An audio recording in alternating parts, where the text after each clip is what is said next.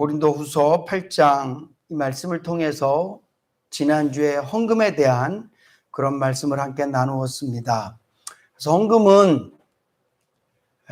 헌금을 받은 사람들에 대한 그 간절한 마음, 또 하나님 앞에서 이 물질이 쓰일 것에 대한 그런 간절한 마음을 갖고 헌금을 드리는 거다, 이렇게 말씀을 드렸어요. 다시 말씀드리지만 헌금은 하나님의 은혜에 감사해서 헌금을 하는 거고요. 두 번째는 내가 하나님의 은혜에 감사해서 내가 땀 흘려 수고하고 애써서 얻은 것을 나 혼자만 쓰는 것이 아니라 어렵고 힘든 사람들과 함께 쓰기 위해서 헌금하는 거라고 제가 말씀을 드렸습니다. 하나님은 돈이 필요하신 분이 아니시죠. 하나님은 말씀으로 천지를 창조하신 분이세요. 하나님은 무에서 유를 만드시는 분이 바로 하나님이시기 때문에 우리가 무슨 헌금을 통해서 내가 하나님의 어떤 것들을 감당해내고 내가 헌금을 해야지만 하나님께서 영광, 하나님께 무슨 도움이 되고 그런 개념이 아니라 우리가 하나님께 받은 은혜에 감사해서, 그리고 그 물질이 더 많은 사람들에게 유용하게 쓰도록 하기 위해서 드리는 것이 헌금이다. 뿐만 아니라 우리가 헌금을 드릴 때 하나님, 내가 이렇게 헌금하니까, 내가 하나님께 이렇게 드리니까 나에게 막 엄청난 복을 주세요. 물론 제가 지난주에도 말씀드렸지만 물질의 복은 있습니다. 다시 말씀드리지만 이 복이라는 것은 하나님이 주시는 거예요. 그래서 구원은 복이에요. 내가 노력해서 받은 게 아니라 하나님이 선물로 주셨기 때문에 복인 거예요. 우리가 만약에 천국 가기 위해서 단돈 100원이라도 썼다면 그건 복이 아니에요. 그냥 하나님께서 저와 여러분들이 죄인 되었을 때에, 우리가 아직 하나님을 나의 구주로 고백하지 못할 때 하나님께서 먼저 우리에게 믿음을 주셔서 저와 여러분들이 예수를 나의 구주로 고백하게 된 줄로 믿으시기 바랍니다. 그래서 구원은 무조건 선물이에요.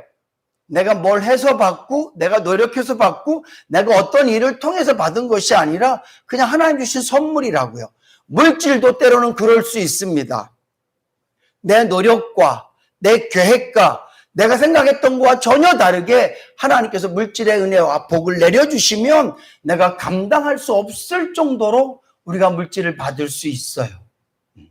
물질의 복이에요. 근데 일반적으로 헌금할 때 우리의 마음은, 하나님, 내가 2개 있는 것에서 하나도 없는 사람에게 내가 나누니까 결국은 평균 되게 하신 하나님, 나를 통해서 다른 사람들에게 나누어 줌으로 말미암아 내가 더 넘치는 게 아니라 내가 누군가에게 나누어 주고 내가 부족해진 것, 다른 사람과 내가 평균이 되어진 것 갖고도 내가 얼마든지 하나님께 감사하고 기뻐하며 살 수 있습니다. 하나님, 나를 쓰셔서 나를 통하여서 더 많은 영혼들이 하나님의 은혜를 누리게 하여 주시옵소서.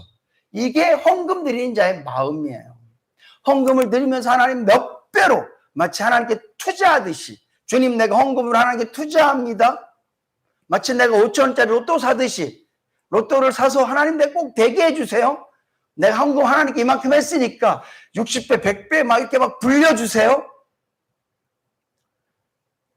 그렇게 하지 않아도 하나님께서 물질이 필요한 사람들에게, 특별히 물질의 복이 필요한 사람들에게 하나님께서 부어주실 거예요. 그냥 우리가 헌금할 때는 욕심으로 헌금하지 마시고요, 그냥 하나님의 은혜에 감사해서, 내가 나눔으로, 내가 힘들고 어려울 수 있지만 주님의 사랑이 나를 그렇게 말씀하게 하시고 주님의 사랑이 나를 그렇게 인도하시니까 내가 기꺼이 어려워지더라도 내가 물질을 드립니다. 그리고 또 헌금의 가장 중요한 원칙 중에 하나가 유효한 것으로 드리는 거예요. 물론 때로는 하나님께서 너의 전부를 드려라, 사렙다 가부에게 떡 이제 딱 빚어서 먹을 만한 밀가루와 기름 몇 방울, 그거밖에 없을 때 엘리사가 가서 나한테 다 해줘.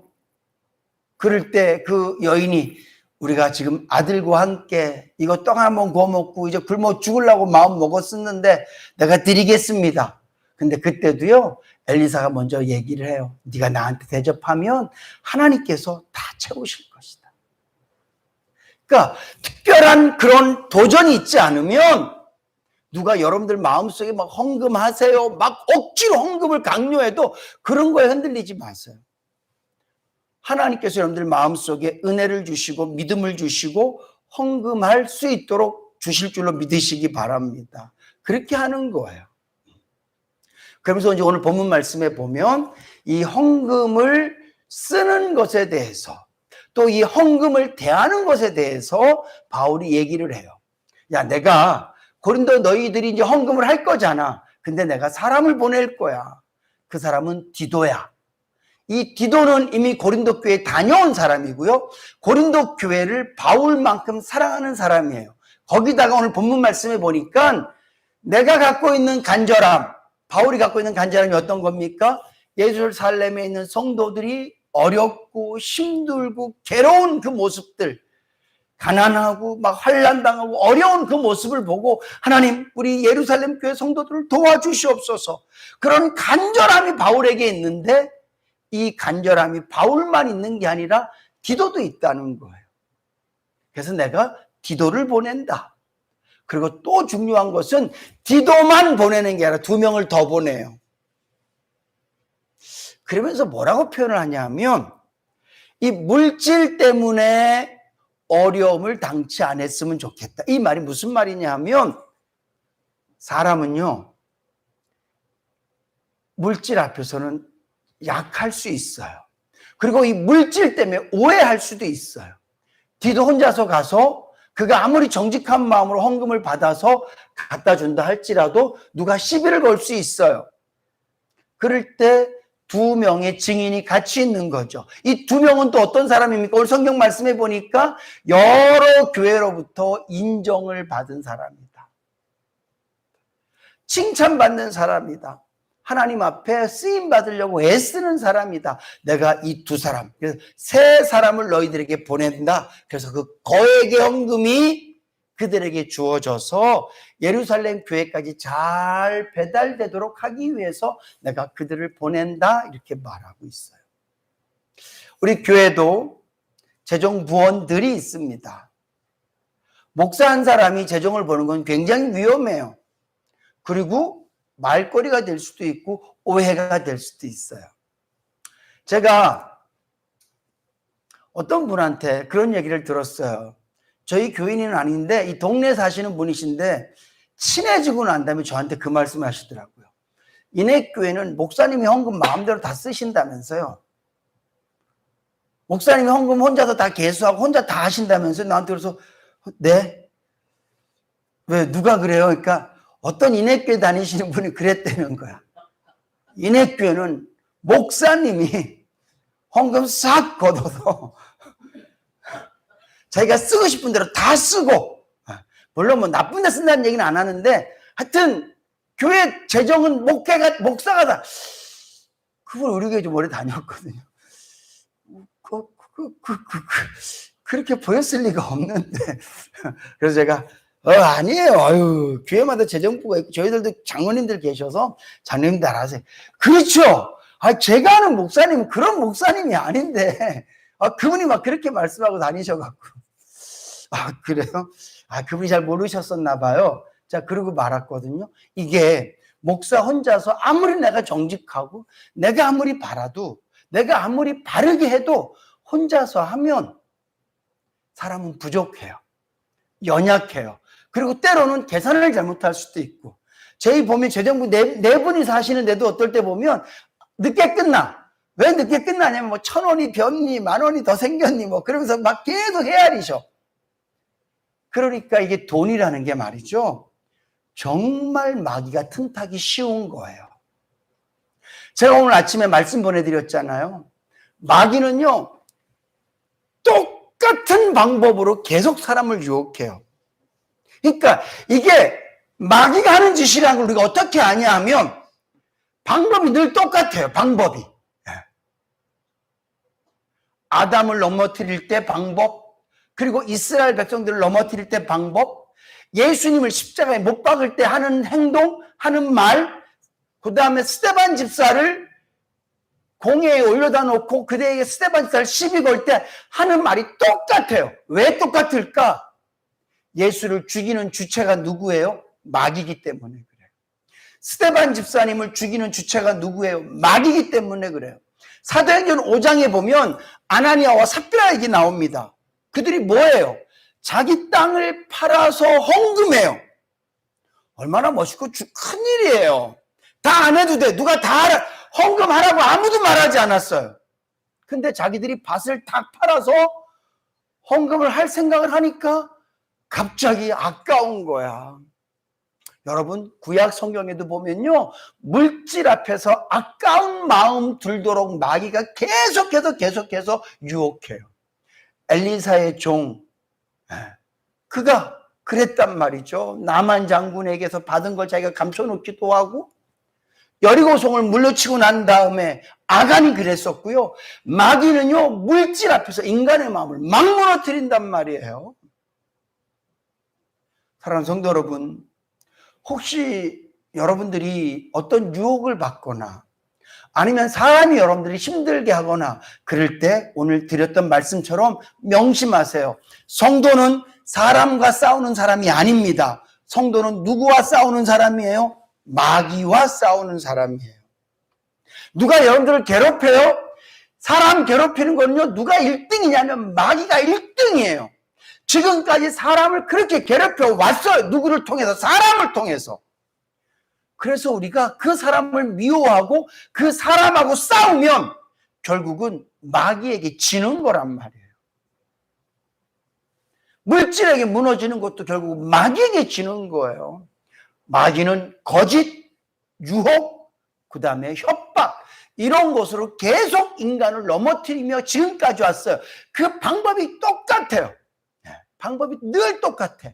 거짓말해서 미혹하고 세상에 여러 가지 아름다운 것들로 유혹하고 무서운 것, 병이라든가 전쟁 여러 가지 것들로 협박하고 공포심 일으켜서 예수 떠나게 만들고, 이게 마귀가 하는 짓이에요. 어려운 상황이 생기면 그 상황을 만든 사람을 자꾸 쳐다보지 마시고 그렇게 만드는 마귀를 보셔야 돼요. 그래서 그 사람은 불쌍히 여기고, 결국은 스데반 집사님은 자기를 돌로 치는 사람들은 사랑했잖아요. 예수님도 십자가에 장신을 못 박는 사람들은 뭐 하셨어요? 사랑하셨잖아요. 주여 저들의 죄를 용서해달라고 사랑하셨단 말이에요. 오늘 이 헌금은요, 정말 목사든 누구든지 마귀가 이 헌금을 통해서 사람을 막 넘어뜨려요. 교회마다 목사들이 막 요거도 먹는 거 왜 그래요? 다 돈 때문이에요. 돈 때문. 저는 어떨 때 죄송한 표현이지만 큰 교회 목사님들이 돈 때문에 막 그런 거 보면 좀 이상해. 돈도 많으실 텐데 사례비도 많이 받고 우리나라 교회가 목회자들한테 섭섭하게 대하지 않아요. 장로님 그쵸? 에? 안 섭섭하게 저희 교회도 저한테 심에 넘치도록 저한테 대우하신단 말이에요. 제가 알아요. 근데도 물질 앞에서 또 넘어지는 거야. 그래서 오늘 바울이 디도를 못 믿어서가 아니에요.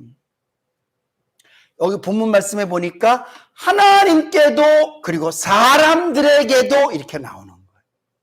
하나님 앞에서만 나는 괜찮아. 하나님께 보시기에 나는 정직해. 하나님 다 하시잖아요. 근데 사람이 오해하면 그것도 참 어려운 일이에요. 왜냐하면 교회가 흔들리고 무너진단 말이에요.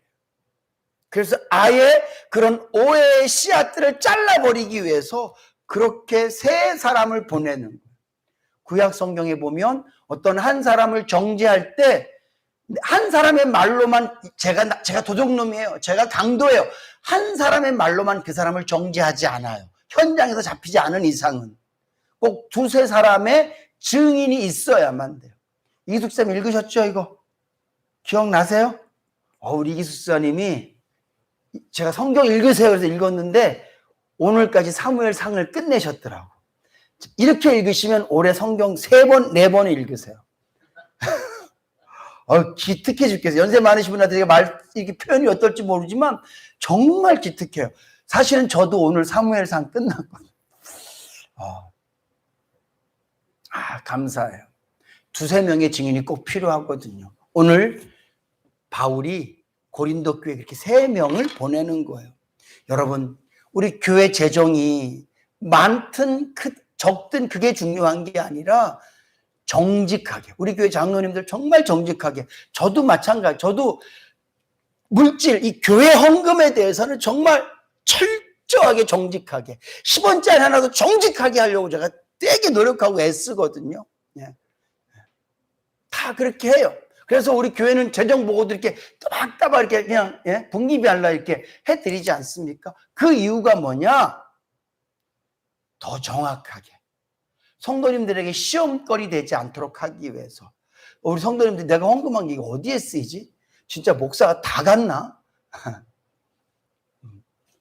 그런 어떤 오해와 의심을 아예 없애기 위해서 그렇게 하는 거거든요.